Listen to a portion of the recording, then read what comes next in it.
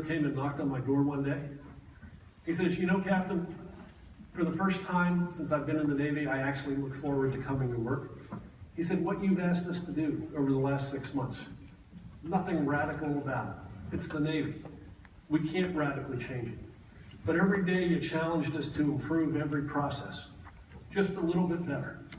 And when I woke up this morning, it hit me, we've radically changed the way we do business on this ship.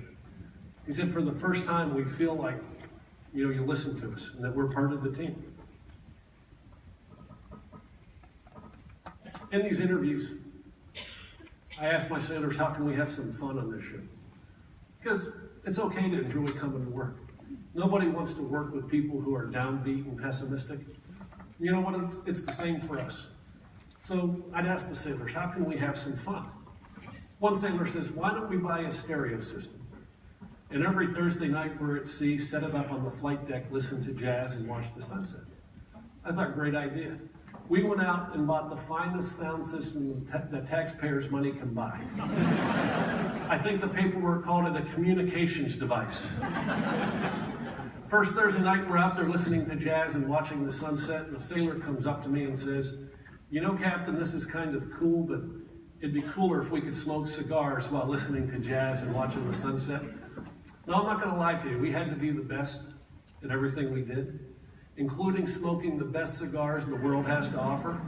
And there was a problem in that at the time we couldn't buy them inside the United States. But we could buy them whenever we pulled into foreign ports. Whenever we pulled into Vancouver or Dubai or Puerto Vallarta, we would load the ship out with cigars from this country I'm just now authorized to mention. Every Thursday night, men and women would stand on that flight deck smoking cigars, listening to jazz, watching the sunset, and helping to create the bond that is the hallmark of every high-performing team. Think about your favorite sports team. There is talent on every team, but not every team goes to the playoffs. It's the teams where there's a sense of camaraderie, where there's a sense of esprit de corps, where everybody has each other's back. For us, it led to increased collaboration and communication across the 5 departments. The silos just crumbled. Sailors started talking with each other across departmental lines without being told to do so. And ultimately, what it led to for us was unity of purpose. And I used to say to my sailors, it's your ship. You own this ship just as much as I do. And that became the title of my first book.